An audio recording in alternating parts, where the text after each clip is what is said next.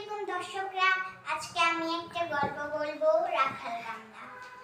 একটা মেয়ে স্কুলে গেল, তার সকল বন্ধুকে বলল, আমার বাবা একটা হ্যান্ডসাম, আমার বাবার গাড়ি আছে, বাড়ি আছে, অনেক কিছু বলতে থাকলো। এগুলো সে মিথ্যা কথা বলতে থাকলো।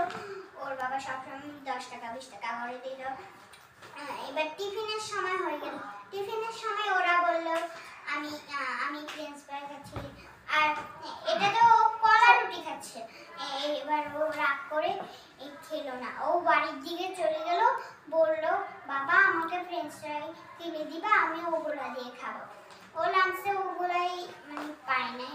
ওর বাবা তো রাখাল কামলা, তাই জন্য মালিক কি করলো, মালিক বলল, এখন আমি বেতন দিব না, তাই জন্য রাখাল কামলা বললো, তাহলে 20 তারিখে মালিক বলল, ঠিক আছে।